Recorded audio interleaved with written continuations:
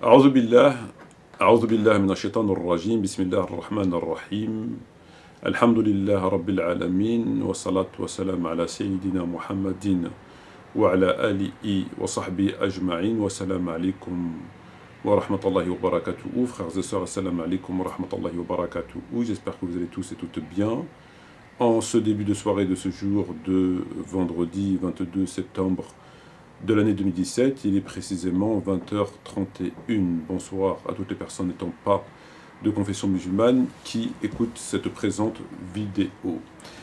Frères et sœurs, dans le prolongement de ce que nous avons réalisé hier, c'est-à-dire apporter un commentaire au livre de Abu Ahmed al-Ghazali, de l'imam Abu Ahmed al-Ghazali, rahimahullah, concernant son ouvrage intitulé « Revitalisation des sciences de la religion » Ihya Ulum ad-Din, aux éditions Dar al-Kutub al-Almiya.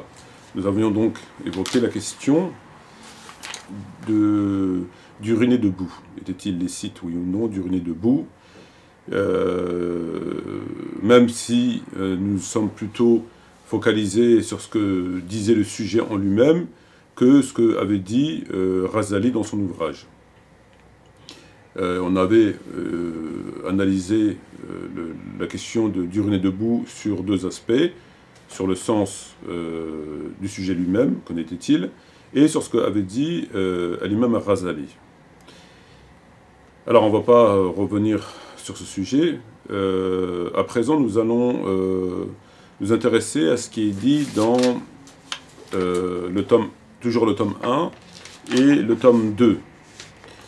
Alors, concernant le tome 1, nous avons dans le chapitre Livre de sciences, Kitab al-Ilm, nous avons un texte qu'on va lire, Inch'Allah, et on va apporter un commentaire et de voir, le cas échéant, ce qui cause problème. Donc je cite l'imam al-Ghazali, rahimahullah, « Reste l'affaire des viscères qui ne regarde nullement le faqih. » Le prophète alayhi salatu wassalam a dit « As-tu ouvert son cœur, c'est-à-dire pour connaître les intentions et les pensées de celui qui a prononcé le mot islam, en s'excusant parce qu'il avait peur du sabre.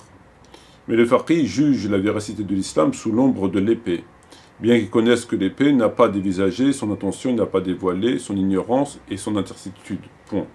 Je remonte large, là, de façon assez lointaine, enfin assez large, afin d'être complet dans la démonstration que je fais, afin qu'il n'y ait pas d'interrogation quant au texte, s'il a été... Donc, ensuite, point, le prophète, alayhi salam, a dit « J'ai reçu l'ordre de combattre les gens, jusqu'à qu'ils disent qu'il n'y a de Dieu que Dieu, il n'y a de Dieu que Allah. S'ils prononcent ces mots, je leur épargne leur sang et leur argent. » Fermeture de guillemets. Ainsi, le bienfait du témoignage est visible dans la vie terrestre, mais dans la vie de l'au-delà, l'argent n'est d'aucune utilité, où seules les lumières des cœurs, etc., etc. Après, il part sur le commentaire. Alors, on l'a dit, on l'a redit, on le redit, on le redit, on le redit, on le redit. Ce hadith, présent dans Bukhari et Muslim, est faux. Il est faux. Umirt an nuqatil an-nas hatta yaqulu la ilaha illallah wa anna Muhammad Rasulullah. Et à partir de là, leur vie et leurs biens sont sacrés, est faux. Il a précisé que lorsque je dis faux, ça ne veut pas dire pour autant qu'il n'a pas une origine. Ça ne veut pas dire qu'on a claqué des doigts et on l'a mis dans le Bukhari et dans le Muslim. Ça veut dire simplement que son application n'est pas acceptable, que son application est un égarement. Umirt an nuqatil an-nas, etc. Son application est un égarement. Il est faux. Il est faux amputé, il est faux parce que il a été diffusé de façon erronée, etc. Ça, c'est un autre aspect de la question. Nous, ce qui nous intéresse, c'est de savoir si oui ou non ce hadith est authentique, au ce sens où on doit l'appliquer, on doit composer avec. C'est ça qui nous intéresse. De même qu'on écarte les hadiths abrogés, de même qu'on écarte les versets abrogés, etc., etc. Sans rentrer au-delà de savoir le pourquoi du comment. C'est uniquement de savoir si on doit l'appliquer, si on doit s'en servir pour motiver un dars, une khutbah, un livre, une audio, etc., etc. Voilà. Donc dès lors qu'il est faux, on ne peut plus s'en servir pour motiver. On ne peut plus se servir de ce socle pour motiver parce qu'il est faux. Il est faux. On l'a vu avec précision pourquoi il était faux. Premier des points, il existe toujours dans Bukhari et Muslim ce hadith exactement le même, mais qui comporte deux conditions en plus de cette première condition. On m'a ordonné de combattre les gens jusqu'à ce qu'ils disent il n'y a de Dieu que Allah. Wa ani Muhammad Rasulullah. Donc jusqu'à ce qu'ils fassent la shahada. Ils s'arrêtent là. L'autre complet, on met une virgule, et non pas un point, et on tourne la page, on met une virgule. Wa yaqimuna as-salat wa yatu az-zakat. Salat, zakat. Conformément au Coran, إذا تابوا وأقيموا الصلاة وآتوا الزكاة فإخوانكم في الدين. إذا تابوا, donc ils font la shahada, tawba passe par forcément la shahada. وأقيموا الصلاة, prière, وآتوا الزكاة فإخوانكم في الدين. Trois conditions. Ce hadith, avec les trois conditions, deux conditions en plus de celui-ci, est dans Bukhari Muslim. Il est parfois dans la même page, parfois il est dans un autre chapitre, parfois il est dans la page 2-3. Il est dans Bukhari Muslim. Ils sont tous les deux dans Bukhari Muslim. Donc le complet, celui qui a les trois conditions, il est vrai. C'est celui qu'on doit appliquer. C'est celui qu'il a appliqué le prophète. Et c'est celui qui a appliqué Abu Bakr radiallahu anhu lorsqu'il a combattu les apostats. Et Omar, comme on l'a dit, radiallahu anhu, avait pris le hadith faux, amputé, etc. Et avait dit à Abu Bakr, tu ne peux pas combattre ces gens sous prétexte qu'ils ne veulent pas donner la zakat. Ça c'est une histoire reconnue de façon tout à fait unanime, sans absolument aucune contestation, en tout cas sérieuse. Hein. Il y aura toujours des gens sur internet qui vont vous dire non parce qu'ils n'ont pas connu Ali, enfin bref. Et donc il lui a dit, comment tu veux combattre ces gens, puisque moi j'ai entendu le prophète dire etc. Abu Bakr radiallahu anhu, il l'a corrigé. Et effectivement Omar ibn Khattab, toujours dans Bukhari, a dit effectivement je me suis trompé. Effectivement je me suis trompé. Donc on a le Coran, on a le hadith complet dans Bukhari et Muslim, et on a l'application qui a été faite par Abu Bakr. L'expansion de l'islam, etc. Donc il n'y a absolument aucun doute, celui-ci il est authentique, l'autre il est faux. Au même titre, pour faire un parallèle avec Tarawih. J'ai craint que ce soit pour vous une obligation, il est incomplet. Il continue le hadith. Il pas terminé, il faut mettre une virgule. Visiblement, ils aiment bien les points. Visiblement, ils aiment bien les points. Donc, lorsque l'imam Abu Ahmed al-Ghazali cite ce hadith pour argumenter et se sert de ce hadith comme motivation, c'est de toute évidence une erreur. Il n'a pas le droit. Il n'a pas le droit de se servir d'un hadith qui est faux. Faux. La raison pourquoi il est faux, c'est pas la question. Il est faux. Il aurait été abrogé, etc. Même abrogé, il ne peut pas se servir. Parce que lorsque tu te sers d'un texte, et pour expliquer que voilà, il faut faire comme ça, etc., etc., il faut que le texte soit valide. Si le texte il est abrogé, ben, son abrogation le rend caduque, ou bien parce qu'il a complètement été abrogé, et la situation n'est plus existante, n'est plus possible, ou bien elle est abrogée par un autre texte, et donc il faut se référer à l'autre texte qui vient l'abroger, et qui donc donne des éléments qui ne sont pas dans le texte qui a été abrogé. Donc un texte qui est abrogé, on ne peut plus s'en servir, un texte qui est amputé, etc., etc. Donc on ne peut pas se servir d'un texte qui n'est plus valable. Plus valable pourquoi? Parce qu'il n'est pas complet, plus valable parce qu'il est abrogé, on ne peut pas, c'est fini. Même un texte abrogé, un hadith abrogé, on ne peut plus s'en servir. Parce que s'il est abrogé, donc il tombe complètement de l'oubli, donc tu ne peux plus t'en servir. Ou alors il est abrogé par un autre texte qui vient le complémenter, etc. À partir de là, les éléments complémentaires changent l'orientation du premier hadith, apportent des informations qui ne sont pas dans le premier. Et donc on ne peut plus s'en servir. Et là, il se sert de ce hadith qui n'est pas normal. Deuxième texte, on a un récit juste en dessous, donc je cite, on raconte qu'Abu Yusuf faisait don de son argent à sa femme et recevait le sien en don à la fin de chaque année pour ne pas payer la zakat. On raconte qu'Abu Yusuf c'était le plus important élève de Abu Hanifa. Rahimahullah. C'était un des plus ou le plus important élève d'Abu Hanifa. Et donc on raconte que ce Abu Yusuf faisait don de son argent à sa femme, il donnait son argent à sa femme, et recevait le sien en don à la fin de chaque année. À la fin de chaque année, il donnait son argent à sa femme, et sa femme lui donnait son argent. chaque année pour ne pas payer la zakat. Pour ne pas payer la zakat. Donc à la fin de chaque année, il donnait son argent, sa fortune la donnait à sa femme, il prenait l'argent de sa femme, tout ça pour éviter de payer l'impôt. Donc en fait, finalement, il n'avait plus autant d'argent. Donc s'il n'avait plus autant d'argent au moment de payer l'impôt, il regardait, au lieu d'avoir, je ne sais pas moi, 10 millions de dirhams, par exemple, ben, il a finalement, les 10 millions étaient chez sa femme, donc lui, regardez, il avait juste, je ne sais pas moi, 1000 dirhams, il payait sur 1000 dirhams. Ou alors il n'était pas imposable. Donc voilà, donc c'est ce qu'il faisait, pour éviter de payer. Et après, dès que la date de l'impôt était passée, il récupère son argent, il rendait l'argent à sa femme. On raconte cette histoire, on raconta cette histoire à Abu Hanifa, qui dit, c'est la jurisprudence propre, et croyez-moi que c'est la jurisprudence terrestre. Son châtiment dans l'au-delà sera plus grand que celui infligé au plus grand des crimes. Ceci représente la science nuisible. Donc on a rapporté cette histoire à Abu Hanifa, et Abu Hanifa, qu'est-ce qu'il a dit? Il a dit, son châtiment dans l'au-delà sera plus grand que celui infligé au plus grand des crimes. Il a dit, concernant ce qu'il fait lui, Abu Youssef, il a dit son châtiment à lui, par rapport à ce qu'il fait, sera plus grand que, celui infligé au plus grand des crimes. Donc son châtiment, il va être terrible par rapport à ce qu'il fait. C'est tellement haram que son châtiment, il va être terrible. Pour éviter de payer la zakat, hop, il dégageait son argent. Alors là, ce que j'arrive pas à comprendre, c'est que une grande partie du livre, en tout cas une partie du livre de cet ouvrage, mais pas que, on a des hadiths, etc., on a beaucoup de choses, nous disent qu'il faut cacher les défauts de son frère. Il faut cacher les défauts de son frère. Alors les défauts, là, c'est pas un défaut. C'est pas vraiment un défaut.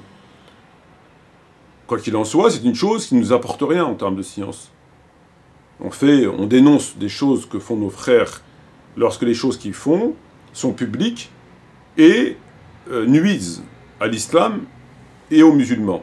Donc, on est contraint de les dénoncer pour dire, voilà, il ment, c'est pas vrai, etc., etc., parce que c'est dit publiquement et que ça nuit. Donc, pour pouvoir ordonner le bien, interdire le blâmable, on est obligé de le faire. On ne le fait pas, et ce n'est pas des défauts. Le défaut, c'est propre à l'homme, c'est quelque chose c'est un défaut qu'il a.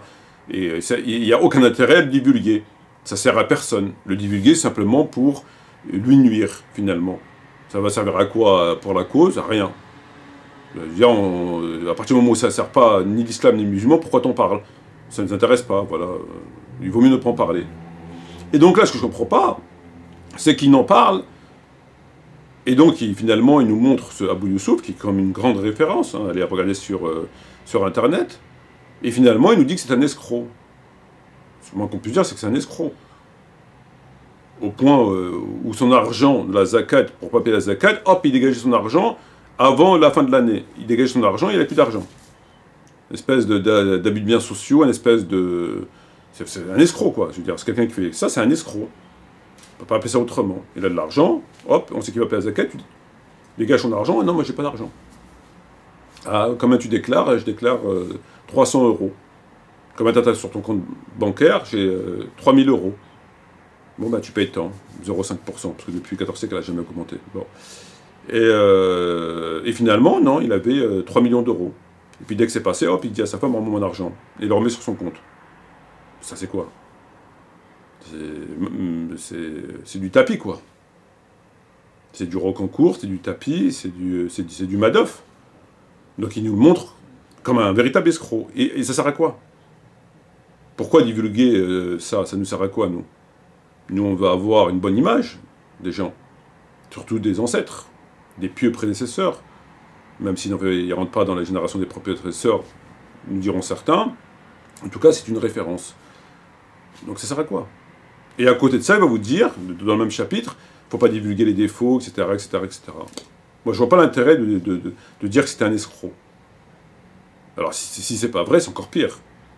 Si finalement il faisait pas ça, et puis que c'était un mensonge contre lui, comme on l'a déjà vu, etc., des hadiths complètement débiles qu'on avait déjà vus, où le prophète aurait dit que il viendra un homme qui s'appellera Shafi'i, quelque chose comme ça, ou Abu Hanifa, je ne m'en sais plus très bien, et qui sera plus nuisible que le diable, etc. Bon, ils l'ont fait ça, quoi. Je veux dire, ils n'ont pas été de main morte. Bon, voilà, donc c'est assez paradoxal. Moi, je pense que c'est pas des choses qui devraient figurer dans nos ouvrages. Je veux dire, même ton propre père, par exemple, s'il avait des défauts, admettons, je sais pas, des défauts qui commettaient des péchés, est-ce que tu vas le divulguer, toi, dans des livres? En disant, mon père, je sais pas, tu divulgues pas, ça y est, il est mort, bon voilà, il avait ses défauts, ça va nous servir à quoi pour nous? À rien. L'islam, ça va servir à quoi? À rien, bon voilà, donc on parle pas. On en parle que quand ça sert.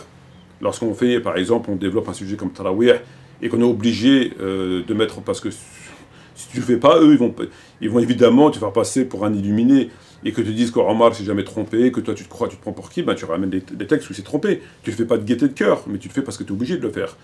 Ça sert à la cause, t'as pas le choix. Donc là, en ce sens, tu es obligé de le faire. Donc je trouve ça assez... Bref, alors là, on est au tome 2, et donc je cite toujours Ahmed al-Ghazali, Abu Ahmed al-Ghazali, concernant la boisson, il faut prendre le cruchon avec la main droite, et dire au nom d'Allah, Bismillah, puis sucer l'eau et non le verser de l'orifice dans la bouche, et l'aspirer. Ceci étant que le prophète a interdit de boire debout ou étendu. Ensuite, on éloigne le cruchon de la bouche, etc. Donc ici, il nous dit la même chose que nous a dit Albani. Selon Sahih Muslim, il a interdit de boire debout. C'est quand même incroyable. Il a interdit de boire debout. Voilà. Il dit la même chose. Le prophète a interdit de boire debout étendu. C'est quand même incroyable. On va prendre Riyad al-Salihin. Chapitre 114. Chapitre de la permission de boire debout, bien que le fait de le faire en position assise est préférable. Ibn Abbas a dit, une fois j'ai versé de l'eau de Zamzam au prophète, qui le but debout. Pardon. Voilà, on peut dire celui de Zamzam, c'est particulier. Il y a moindre faille, ils peuvent rentrer dedans, il y a moindre faille. Mais bon. Hadith ayant reçu l'unanimité. On rapporte qu'une fois que Ali, alayhi salam, se présenta à la porte al-Rabat et se désaltéra debout en disant « J'ai vu le messager d'Allah faire ce que vous venez de faire. » Donc rapporté par Bukhari. Alors Ali a bu debout et a dit « Moi j'ai vu le prophète boire debout. » Au temps du prophète, nous mangions en marchant et nous buvions tout en étant debout. Au temps du prophète, on mangeait en marchant et on buvait debout. Hadith rapporté par Tirmidhi, qui le trouve bon et authentique, authentifié par Albani. Ibn Shoaib tient de son père et de son grand-père ceci: j'ai vu le prophète boire aussi bien debout qu'assis. Hadith rapporté par Tirmidhi, qui le trouve bon et authentique, authentifié par Albani. Et on pourra rajouter au hadith de ça, soit de Bukhari, où Ali a bu debout, parce que là il n'est pas complet, où Ali a bu debout, c'était pas du Zamzam ou que sais-je, et il dit il y a des gens qui interdisent de boire debout, mais moi j'ai vu le prophète boire debout. Donc il est établi, de façon tout à fait authentique, que le prophète a bu debout, que le prophète n'a pas interdit de boire debout, il l'a bu debout. Bukhari, etc. Donc c'est en contradiction avec le hadith de Muslim où le prophète interdit de boire debout. Donc il y a une contradiction entre les deux.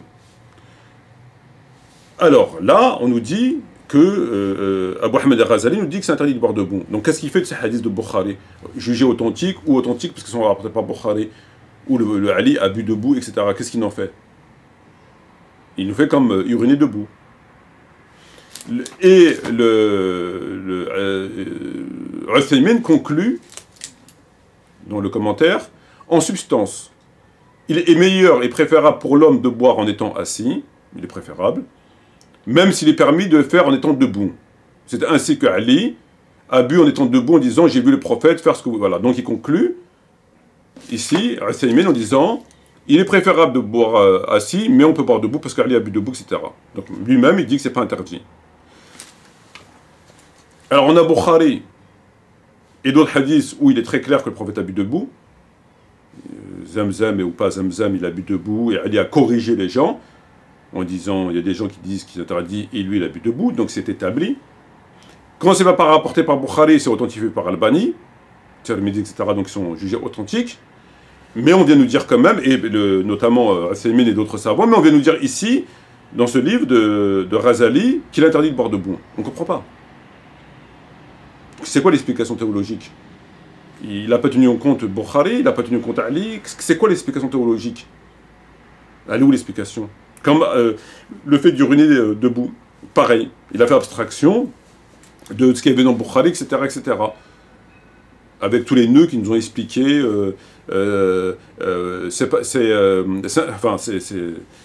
Et il a noté dans ce passage, et c'est là où franchement, j'ai souri quand j'ai vu ça. Hadith 769, Ibn Omar rapporte ceci: au temps du prophète, nous mangions en marchant et nous buvions tout en étant debout. On buvait tout en étant debout. Hadith rapporté par Tirmidhi, qui le trouve bon et authentique, authentifié par Albani. Donc le hadith authentifié par Albani, c'est celui où du temps du prophète, on mangeait en marchant et on buvait en étant debout. Donc Albani l'a authentifié, il a dit il est authentique. Alors si Albani l'a authentifié ici, il est authentique, pourquoi dans la vidéo que nous avons analysée, il a dit qu'il était interdit de boire debout? Parce qu'ici, il dit que selon ce hadith, où il buvait debout, c'est un hadith authentique. Donc il buvait debout à l'époque du prophète. Il n'y a pas de problème, c'est autorisé. Donc pourquoi dans la vidéo, lorsqu'on lui a dit est-ce qu'il est interdit de boire debout, il a confirmé que c'était interdit de boire debout parce qu'il y avait une sentence, il y avait un hadith dans Sahih Muslim où le prophète a interdit de boire debout. Donc d'un côté, Albani, il va vous dire qu'il est interdit de boire debout, parce qu'il y a un hadith dans Muslim qui est interdit de boire debout, d'accord? Et l'autre côté, il va vous authentifier un hadith comme étant authentique, où les compagnons buvaient debout.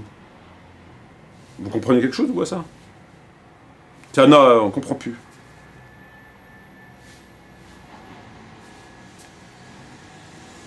On ne comprend plus. Alors hier, uriner debout, on a Aïcha radiallahu anha qui a dit que c'était interdit. Elle a dit celui qui vous dit que le prophète urinait debout, c'est un menteur. Alors, et Omar qui a dit que le prophète lui a interdit d'uriner. Mais ils vont vous dire que c'est pas contradictoire avec Bukhari où le prophète il a uriné. Alors que c'est évidemment contradictoire parce que Aïcha a dit celui qui vous dit que le prophète a uriné debout, il ment. Donc logiquement ils auront dû dire que le hadith du compagnon c'est un menteur. Si on valide Aïcha, tu valides Aïcha, tu dis oui ce qu'elle a dit Aïcha c'est vrai. Celui qui vous dit que le prophète urinait debout est un menteur. Celui qui vient vous voir, qui vous dit le prophète urinait debout, il ne faut pas le croire, c'est un menteur. Et vous dites c'est authentique. Ils vont prendre Bukhari, où quelqu'un dit le prophète, j'ai vu le prophète uriner debout. Et vous dites c'est authentique. Ben non, elle te dit que c'est un menteur. Donc si tu la crois, celui-là il est faux. Ben ils te disent non, il n'y a pas de contradiction, les deux sont bons. Et après ils vont te dire que on peut uriner debout et on peut uriner en étant accroupi, qu'il n'y a pas de problème. Bah, ici, il y a un problème, parce qu'elle te dit que le prophète, il urinait pas debout. Et que Omar, il a dit que le prophète a interdit de boire debout. Le prophète a dit, Omar, il a interdit de boire debout. Et que du fait qu'Aïcha a dit que le prophète urinait jamais debout, que celui qui va vous dire qu'il urinait debout est un menteur. Ça veut dire qu'il le faisait tout le temps accroupi. S'il le faisait tout le temps accroupi, c'est comme partir tout le temps du côté droit. Si on vous dit tout le temps, le prophète, après la prière, partait du côté droit. Il partait tout le temps, ça devient une sunna. Une sunna tacite. Ça veut dire dès lors que le prophète partait tout le temps du côté droit, on doit partir tout le temps du côté droit. Mais le prophète, les compagnons n'ont pas dit ça. Ils ont dit qu'il partait à droite comme il partait à gauche. Même si on a vu qu'un, il dit qu'il partait continuellement, etc. à droite. Peu importe. Donc là, si on valide le hadith où Aïcha a dit que le prophète n'a jamais uriné debout, a dit celui qui vous dit qu'il a uriné debout est un menteur. Donc ça veut dire qu'il n'a jamais uriné debout. Et qu'eux, ils l'ont validé. Donc on ne peut plus aller uriner debout. Parce que ça devient une sunna tacite. Le prophète faisait tout le temps comme ça. Donc on doit faire tout le temps comme ça. Eux, ils vont te dire non. Tu peux uriner debout comme assis. Et ils valident les deux. Donc on ne comprend plus rien. On ne comprend plus rien. Et Razali, il a confirmé. Boire d'uriner debout. Il a dit oui, on ne peut pas uriner debout. Il a fait abstraction de Bukhari. Et là, ils font pareil avec boire debout. Ils font exactement la même chose. On a le texte de Muslim qui dit il est interdit de boire debout. On a Bukhari où Ali l'a bu debout. Ghazali dit il est interdit de boire debout, alors que Bukhari, etc., et Ali, ils ont bu debout. Donc lui, on ne comprend pas pourquoi il ne nous explique pas pourquoi il a fait abstraction de Bukhari, etc. On ne comprend pas très bien. Et Albani, qui lui a authentifié le récit qu'il était interdit de boire debout, vient authentifier le récit où les compagnons buvaient debout. Il dit c'est vrai. Mais si c'est vrai qu'il buvait debout, tu reconnais, tu l'authentifies, pourquoi tu nous dis qu'il est interdit de boire debout? Parce que dans la vidéo, tu as dit qu'il est interdit de boire debout. Qu'est-ce que ça veut dire, ça? On ne comprend plus rien. Et finalement, qu'est-ce qu'ils nous disent dans ce commentaire de Cheikh Mohamed As-Saleh Al-Uthaymin, il nous dit, tu peux boire debout et tu peux boire assis. Il est préférable de boire assis, mais tu peux boire debout. Il n'y a rien qui est interdit.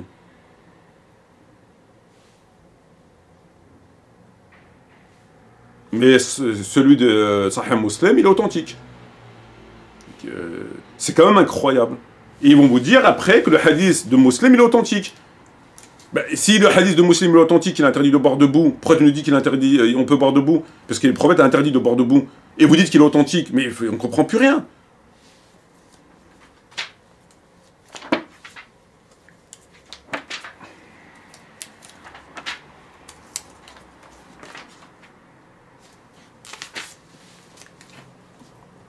L'envoyé de Dieu a interdit à l'homme de boire debout.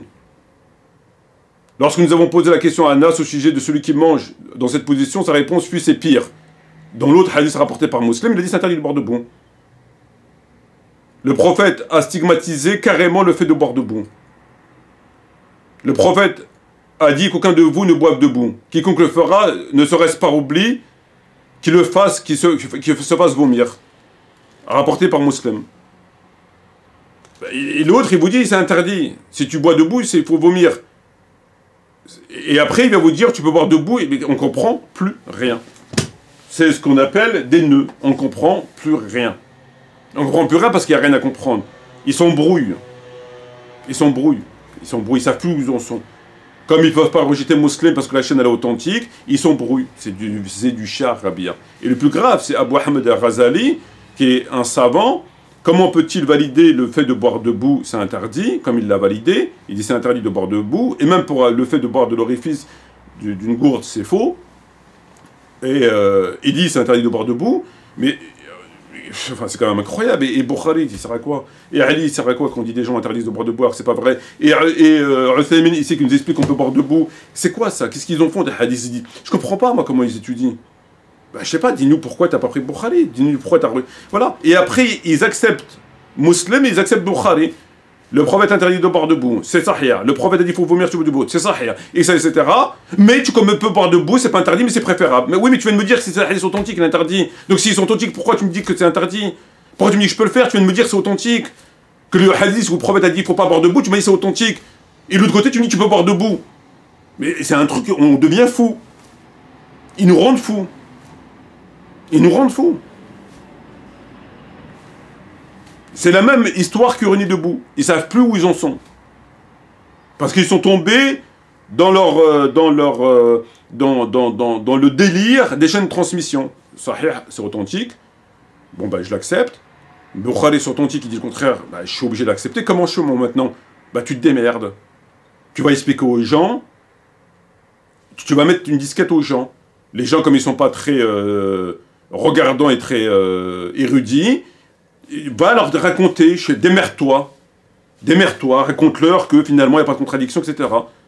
Voilà, plutôt que de dire non, il y a une contradiction, Muslim il a dit ça, Bukhari il a dit ça, là c'est interdit, là c'est autorisé, il y a un problème.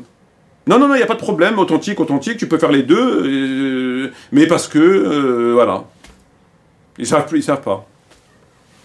Sur ce, je vous dis, wassalamu alaikum wa rahmatullahi wa barakatuhu, et à bientôt, Inch'Allah.